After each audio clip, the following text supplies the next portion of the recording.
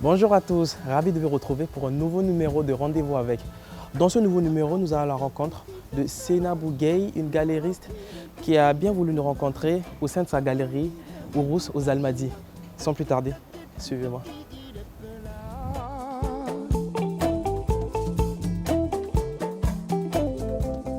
Bonjour Madame Seynabou Gueye, merci de nous recevoir. Bonjour Monsieur Désir, vous êtes le bienvenu. Plaisir très partagé.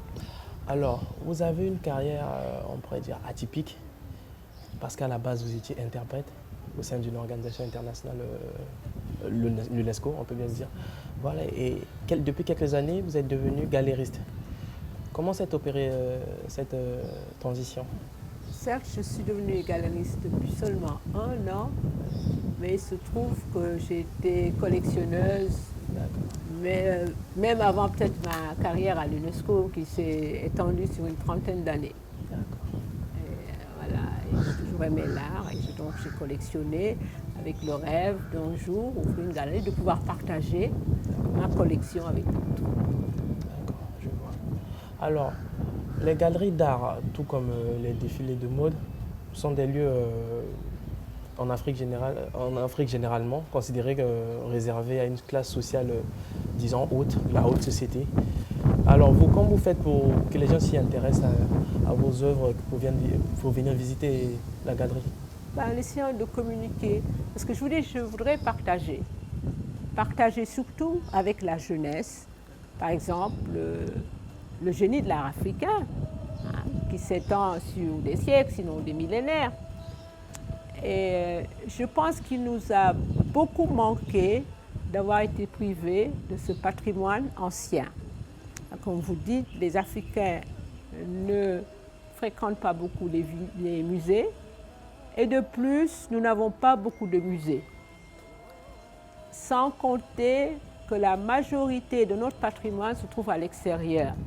Même ceux qui ne savaient pas savent maintenant avec ce projet de restitution des biens culturels, qui, entre parenthèses, a été lancé par l'UNESCO en 1978, sinon avant, mais qui ne fait que se concrétiser maintenant. Parce que je pense qu'aucun peuple ne devrait être coupé de son génie. Un génie continu, et nous, il y a eu une rupture brutale avec l'esclavage, la colonisation, et voilà, c'est ce qui fait que peut-être une des grandes raisons, je pense, de notre retard technologique aussi. La restitution des œuvres d'art africain, qui est vraiment une question actuelle, mais comme vous le dites, qui date depuis, c'est un long combat qui maintenant, on peut dire, a abouti, même si voilà, on n'est pas encore dans la finalité. Bon. Quelle œuvre portez-vous sur le marché de l'art africain à l'heure actuelle? En Afrique, il est moyen, mais nous savons qu'à l'extérieur, non seulement en Europe, même en Asie, en Afrique, l'art africain maintenant est prisé et heureusement seulement maintenant estimé à sa juste valeur et que ces œuvres maintenant coûtent même très cher pour les Africains eux-mêmes d'une manière, pour l'Africain moyen. C'est quand même paradoxal. Ouais. Nos œuvres sont prises en compte au-delà de nos frontières, mais chez nous-mêmes, nous ne mettons pas à sa juste valeur. Nous ne les apprécions pas à leur juste valeur. Mais si nous apprécions, mais je pense que c'est les mentalités qui sont différentes. On sait toujours que bon, l'Africain a fait de l'art, mais c'était toujours de l'art utile, et il vivait là-dedans et n'avait pas la même approche que les autres, par exemple les Occidentaux que nous connaissions de l'art. Toujours, on était entouré d'art sans même s'en rendre compte. Je ne dis pas que les gens n'apprécient pas, mais ils ont un autre œil et une autre mentalité, une autre approche. D'accord. Alors, quel est votre lien avec l'univers de la mode? Parce que nous savons, au sein de votre entourage, vous avez beaucoup de proches qui baignent dans cet univers-là. Mais je pense que l'art et la mode... Notamment Adama Paris. Oui, bien sûr. L'art et la mode vont de pair. Adama est ma fille, de même que Rory, qui s'est aussi lancé plus récemment. Mais je crois qu'on a quelque chose. Moi, on me demande toujours dans la rue si je suis une artiste et dans quel domaine, ou si je suis styliste. Non, mais peut-être parce qu'on a cette sensibilité très aiguë qui fait que dans notre habillement et dans notre environnement, ben, nous faisons beaucoup appel à l'art.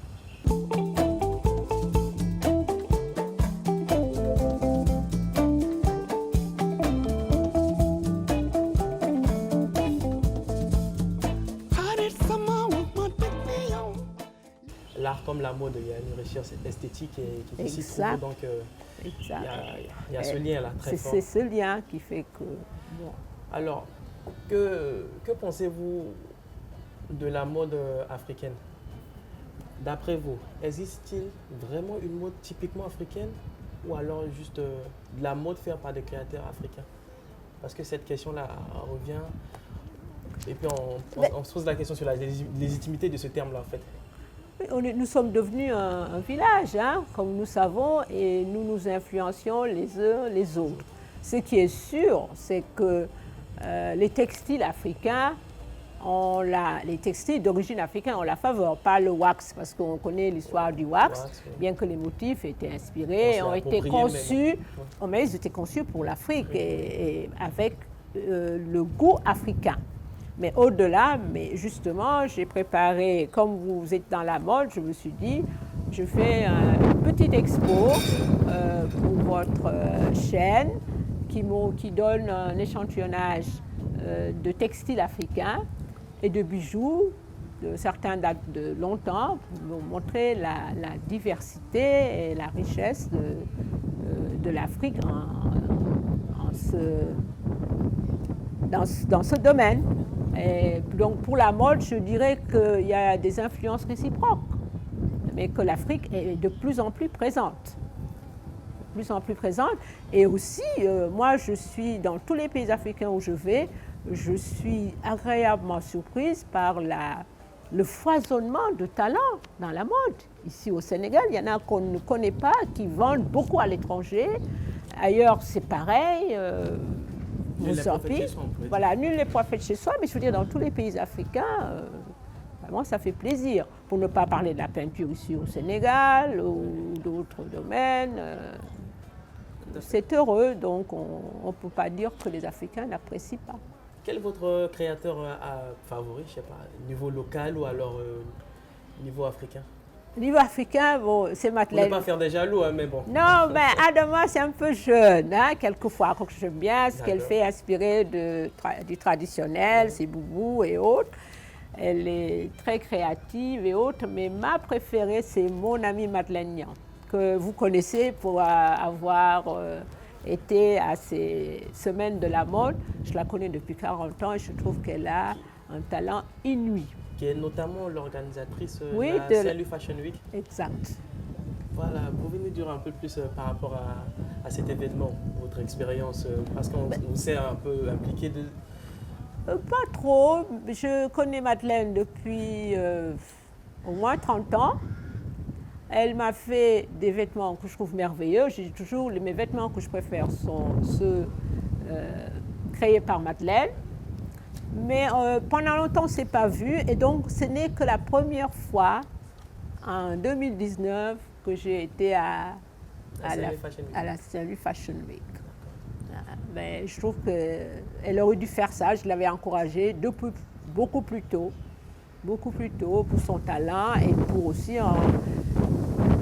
faire profiter de son expérience à d'autres. Mais elle, sa famille aussi, c'est une famille de stylistes. Hein, depuis son père, haut fonctionnaire dans l'administration sénégalaise, jusqu'à le dernier de chez eux. Très créative. Alors. Très créative dans la mode. Vous parlez tantôt de cette symbiose-là qu'il y a entre l'art, en particulier l'art visuel et la mode. Alors, vous avez une galerie d'art. On voit qu'il y a beaucoup de collaborations qui se font maintenant entre les galeries d'art et les marques pour organiser des showrooms, quoi que ce soit. Vous avez des projets dans ce sens? Justement, alors moi, non seulement c'est une galerie d'art, mais c'est aussi un musée. C'est un musée d'art africain ancien. Et je disais à Amadou, mon collaborateur, lorsqu'on nous étions en train de monter la petite expo, j'ai dit, mais voilà, ça me donne une idée, peut-être que je réserve la primeur à qui de droit.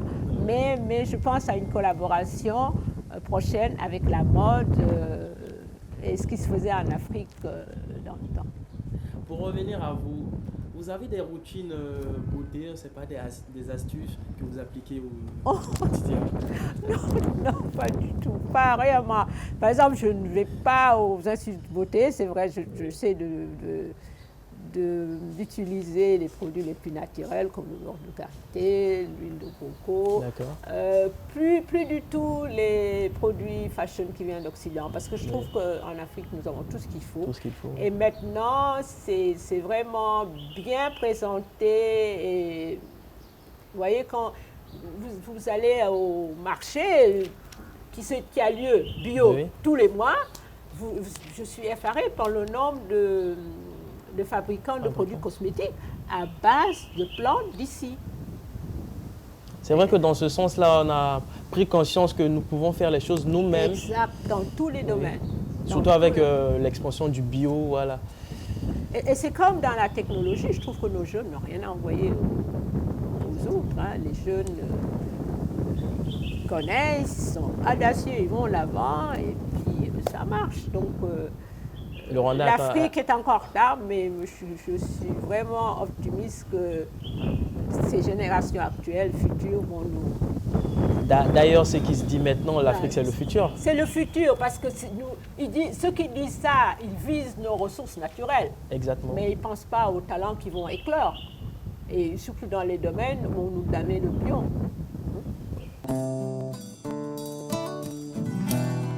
Oh, ouais, mama, ouais. Baba ma lota mamir. Dans les sciences, dans les technologies, etc. Et là, moi, je crois vraiment à l'Afrique et aux jeunes. Ben, on peut dire qu'ils prennent conscience de cela, vu comment les créateurs africains sont maintenant incorporés dans des magazines internationaux. Voilà, par exemple Dior qui était venu faire un défilé en Afrique, voilà, à Marrakech, en collaboration avec le grand styliste ivoirien, Patéo. Voilà, on peut dire que voilà, ils savent. Oui, bien sûr. Sans compter que les grands mannequins partout, quand je regarde Vogue, Grande-Bretagne ou États-Unis, c'est toujours des mannequins noirs. On se demande, mais est-ce qu'il y a un Vogue spécial pour les Noirs? Non, parce que bon, En parlant du Vogue britannique, le British Fashion Award récemment, le modèle de l'année, c'est une Soudanaise, Adout Akesh. Donc voilà, on a vraiment notre place sur l'échiquier mondial. À nous de faire comme il faut. Et surtout, de faire en sorte que les choses se passent en Afrique et que les gens viennent à nous. C'est ça, que les gens viennent à nous. Après, en parlant de cette symbiose d'art avec la mode, il y a Philippe Plein, un créateur qui met un peu dans le luxe, l'univers du luxe et tout, qui était à la base un peintre, mais qui s'est reconverti, mais de façon fabuleuse dans l'univers de la mode, qui est maintenant une marque qui vaut tellement, qui fait des fashion week en rêver plus d'un. Ça vous dit, ça vous a déjà parlé de faire une collection même en collaboration avec une marque ou de vous-même? Non, je n'y ai pas pensé. Une collection capsule, on ne sait pas. Parce que j'ai moins d'énergie. Bon, j'en ai pour ce que je veux faire. Et je pense qu'il ne faut pas être trop éclectique. Bon, je veux bien penser aux vêtements que j'aime, comme je les aime, les faire comme j'aime. Mais je voudrais surtout que le musée et la galerie marchent et me concentrer dessus. En parlant de la galerie, comme vous le disiez tantôt aussi, vous avez des pièces très vintage qui s'y trouvent. Oui. Alors, je crois que sans plus tarder, on va procéder à la visite. Avec plaisir. Ditundu chisemenyef ashiri tefaju chiseireno c'est notre embryon de musée D'accord. avec des objets de différentes parties de l'Afrique qui ne sont pas organisés par région ni par thème, mais surtout par sensibilité. Et là, vous avez les apinuques, là. Tout cela, c'est des apinuques de différents pays. D'Éthiopie, vous avez l'Afrique centrale, Dogon, etc. Et puis les tabourets, c'est un siège royal du Diogo de Guinée-Bissau, c'est très rare. Ça, c'est les fameuses statues Lobi. Et là, vous avez une lampe traditionnelle à karité. Ah oui. Qui vient du Mali. Alors, l'antiquaire qui me l'a vendu m'a dit qu'il a une 60aine d'années, que tout petit, il faisait ses devoirs à la lumière d'une telle lampe. Ça a une histoire. On met du beurre de karité, une mèche, et puis on allume. Bon, c'est pas ce qu'elle est. Et là, vous avez un tabouret qui date de plusieurs siècles. C'est les fameuses terres cuites de la vallée du Niger. D'accord. Toute une histoire. Hein. Toute une histoire. Ça, c'est des statuettes de maternité Dogon, les deux. Et ça, c'est peut-être de chez vous, c'est l'Afrique centrale. D'accord. Je ne situe pas trop. Et ça, c'est des Tiwara, dont nous avons plusieurs exemplaires selon les régions du Mali. C'est la décoration du meilleur cultivateur, comme on dit chez nous. D'accord. Combien d'artistes ont leurs œuvres exposées au sein de votre galerie? Vous voulez dire des artistes modernes? Oui. Oui, parce que ceux-là, Oui. ils sont souvent anonymes. Hein? Ouais, Moi-même, je ne les connais pas. Mais on a eu une rétrospective de l'école de Dakar. D'accord. Et puis même après, c'était la grande expo inaugurale qui a eu lieu l'année dernière, à cette époque. Le 7, après-demain, ce sera le premier anniversaire. On avait de Ibanyai, des jeunes qui exposent maintenant, Orhigé par exemple, qui débute sa carrière. Et il y avait tout le monde, Ibou Diouf, qui sont morts, hein, Souley Keita, etc. Il n'y avait malheureusement pas Amadouba, qui date de cette époque, mais ça c'est une de ses œuvres. L'art intemporel, alors? Ouais. C'est ça, l'art vraiment intemporel. Lui, il fait partie des premiers de la même époque que Ibanyai et Ibou Diouf, etc.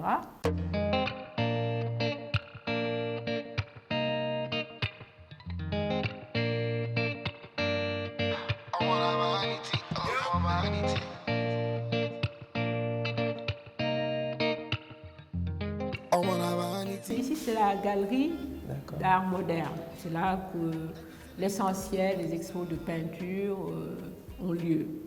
Et vous avez ici un peintre américain qui s'appelle Lorenzo Pace et qui a fait le fameux...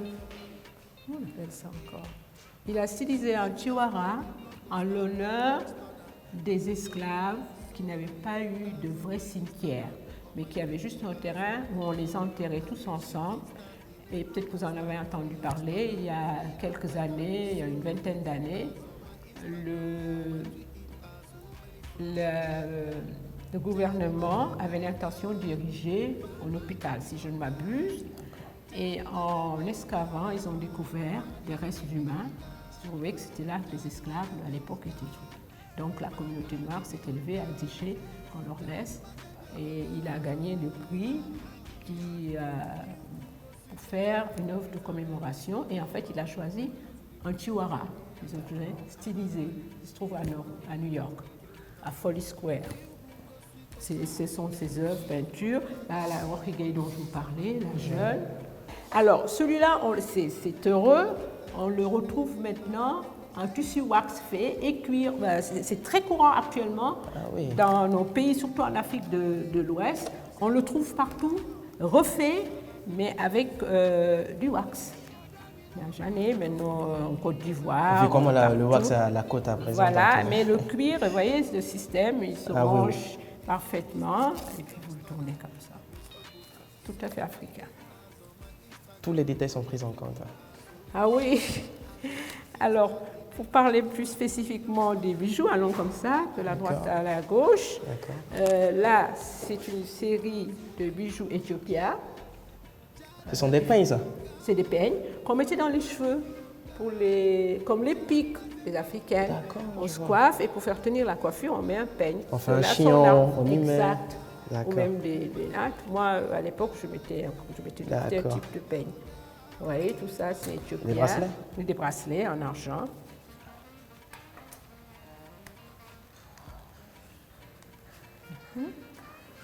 Ici. Ce collier? Ce collier, il est en terre cuite. Les perles sont en terre cuite ancienne. Et vous voyez, et c'est très solide. Oui. Regardez la taille des perles. Minuscule. Ouais. C'est vraiment un travail minutieux. C'est pour vous dire que l'Afrique recèle de trésors. Et que si les gens s'en inspirent, vont faire des choses formidables. Formidable, c'est ça. Hein? Il faudrait qu'on s'intéresse plus à ce que c'est fait chez nous. À ce qu'on a. Et là, c'est un pendentif Attention. en cuivre. Il est d'Ogon, de même que la bague du Ogon, qui est le prêtre. Vous voyez, le cavalier, c'est son cheval. Là, j'ai même le bracelet. Bon, tout ça a été fait. Ça, c'est un collier. C'est un collier pour le fermoir est un peu vif comme ça. Et vous voyez le pendentif et ses fils sont en cuir. D'accord. Sont en cuir. Le totem de cette tribu, c'est le serpent, je crois. Il y a beaucoup de choses. Il y a chez eux, il y a la tortue, les Ça provient de quel pays? Du Mali. Du Mali, c'est d'accord. Dogon. Comme beaucoup d'objets que nous avons ici. Et ça, c'est la Mauritanie. La Mauritanie. L'argenterie de Mauritanie. C'est des Et bracelets. c'est joli bijoux tout clinquant. Ah oui, alors j'ai vu, ça c'est des bijoux du Sénégal aussi. Ah, mais vous d'accord. voyez le différents types de travail qu'il y a. Maintenant, malheureusement, l'or coûte tellement cher et puis les gens sont plus tournés vers ce qui vient de l'Occident. Mais ça, c'est des bijoux d'antan qui, à mon avis, ont beaucoup de valeur. Celui-ci, il est à ce que les Touba appelaient l'or du pays. C'est un mélange d'or et d'argent. Et en colore, à la couleur de l'or. Mais en fait, tout ça, c'est du 18 carats. Et vous voyez, c'est des dents de phacochère. Ah oui. Oui, polissé. Voilà. Voilà. En fait, ça vient d'une dame vous connaissez peut-être, Marie-Josée Crespin, qui est une ancienne magistrate qui vit à Gorée et qui fait des bijoux uniques, des bijoux très très spéciaux.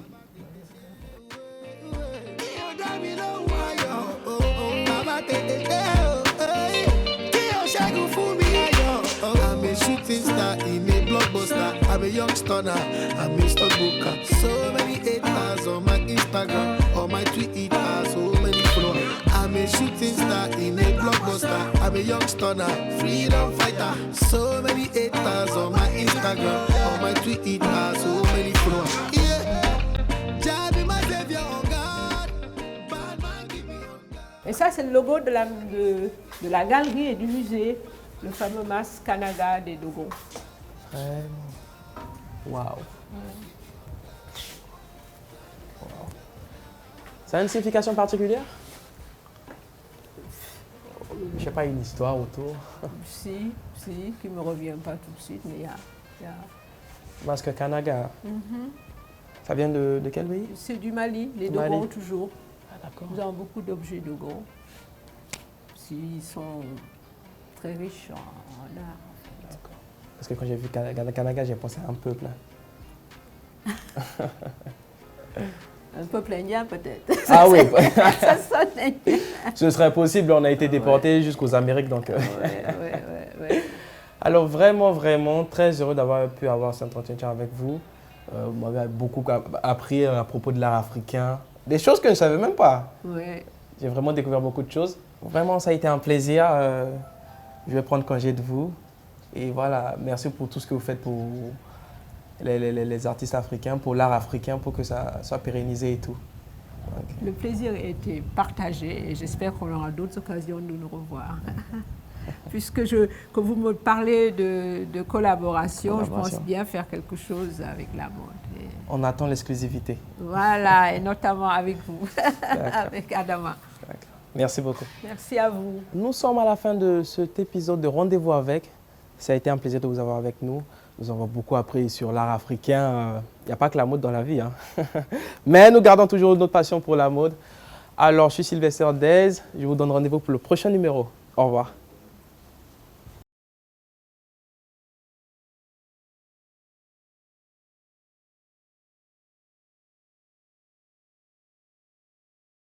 Thank you.